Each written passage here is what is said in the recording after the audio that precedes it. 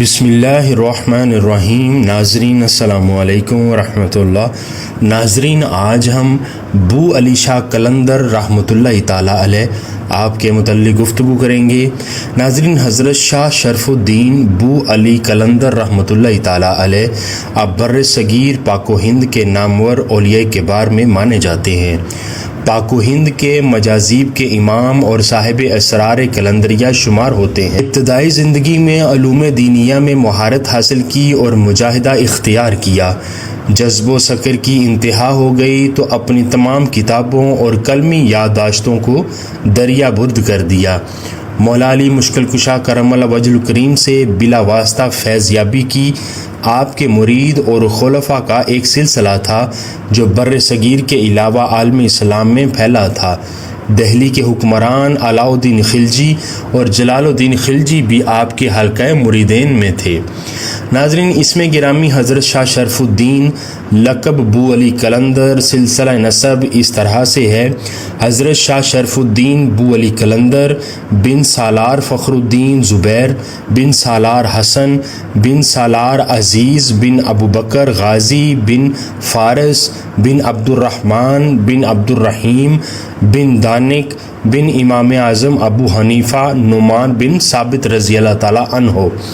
آپ علیہ رحمہ پانی پت کے قدیم باشندے ہیں، چنانچہ آپ کے والدین یعنی سالار فخر الدین اور بی بی حافظہ جمال کے مزارات پانی پت کے شمال کی طرف اب بھی موجود ہیں۔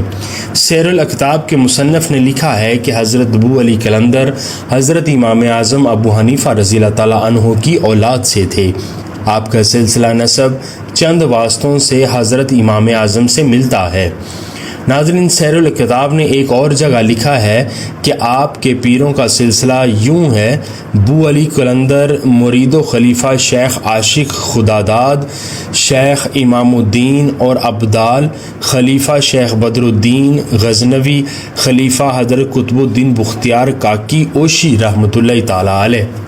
ناظرین، حضرت مولا علی کرم اللہ وجہ الکریم نے جب آپ کو دریا سے باہر نکالا تو آپ اسی وقت سے مست الست اور صاحب جذب ہو گئے۔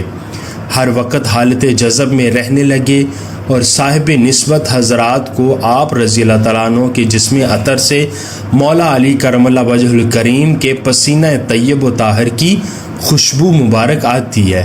اسی وجہ سے آپ بو علی کہلاتے ہیں۔ اور قلندر کہلانے کی وجہ یہ ہے کہ صوفیہ کرام کے نزدیک جس مرد حق کو مولا مشکل کشا کرم اللہ وجہ الکریم سے بلا واسطہ فیض باطنی طریقہ ویسیہ سے ملے تو اسے قلندر کہتے ہیں۔ اس نسبت سے شاہ شرف الدین بعد میں بو علی شاہ قلندر کے نام سے مشہور و معروف ہوئے۔ آپ کی ولادت باسعادت 605 ہجری بمطابق 1209 عیسوی کو پانی پت میں ہوئی۔ آپ نے اکتساب علم میں بہت کوشش کی۔ حدیث، فقہ، صرف و نحو، تفسیر میں اعلیٰ قابلیت حاصل کی۔ عربی و فارسی زبان میں عبور حاصل تھا۔ آپ نے جلد ہی تحصیل علوم ظاہری سے فراغت پائی۔ آپ تحصیل علم سے فارغ ہو کر رشد و ہدایت میں مشغول ہوئے۔ مسجد قوت اسلام میں وعظ فرماتے تھے اور یہ سلسلہ 12 سال تک جاری رہا۔ بیت و خلافت، آپ کی بیت و خلافت میں بہت اختلاف ہے۔ بعض کا خیال ہے کہ آپ مرید و خلیفہ قطب الاقطاب حضرت خواجہ قطب الدین بختیار کاکی کے تھے، لیکن حقیقت یہ ہے کہ آپ کو مولا علی کرم اللہ وجہ الکریم سے نسبت تھی اور مولا علی ہی کے ہاتھ پر بیعت ہوئے اور وہیں آپ کے مرشد ہیں۔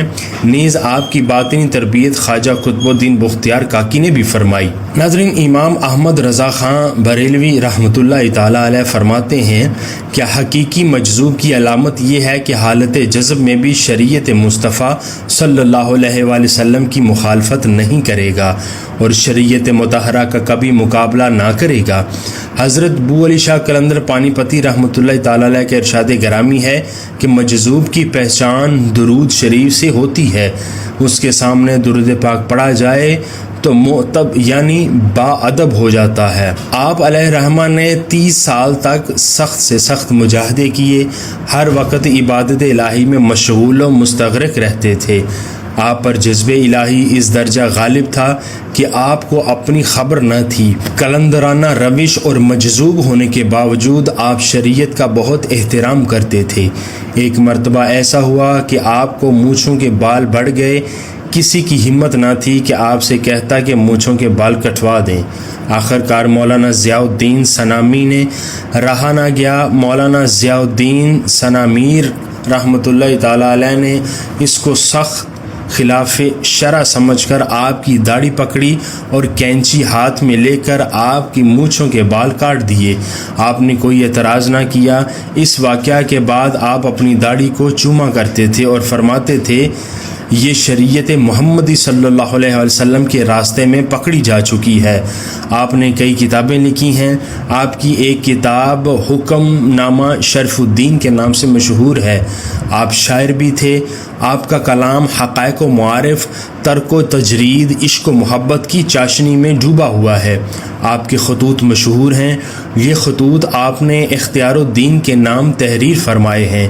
آپ کے خطوط تصوف کا بیش بہا خزانہ ہیں۔ آپ کے مرید اور خلفاء کا ایک سلسلہ تھا جو بر صغیر کے علاوہ عالم اسلام میں پھیلا ہوا تھا۔ دہلی کے حکمران علاء الدین خلجی اور جلال الدین خلجی بھی آپ کے حلقہ مریدین میں شامل تھے۔ آپ کا وصال 13 رمضان المبارک 724 ہجری بمطابق 1324 کو بڈھا کھیڑا موضع کرنال میں ہوا۔ سانحہ وصال جب ہوا تو آپ شغل ہوائی میں ایک درخت کی شاخ پکڑے ہوئے منہ بجانب آسمان کیے بصورت تصویر کھڑے تھے۔ جب آپ کا وصال ہوا تو حضور نبی اکرم صلی اللہ علیہ وآلہ وسلم نے آپ کے استاد حافظ سراج الدین مکی کو خواب میں آ کر آپ کے جسد اطہر کو پانی پت لا کر تجہیز و تدفین کا حکم فرمایا۔ جب سراج الدین مکی کرنال پہنچے تو لوگوں نے قلندر پاک کی تدفین کر دی تھی، تو حافظ سراج الدین مکی نے فرمان رسول اللہ صلی اللہ علیہ وسلم کے مطابق قلندر پاک کے جسد اطہر کو پانی پت لے جانے کی کوشش کی تو اہل کرنال مانع ہوئے اور جسد اطہر نالے جانے دیا، تو سراج الدین مکی ایک مصنوعی جنازہ بنا کر پانی پت کی طرف یہ کہتے ہوئے چل پڑے کہ اگر آپ کامل ہیں تو خود ہی آ جائیں گے۔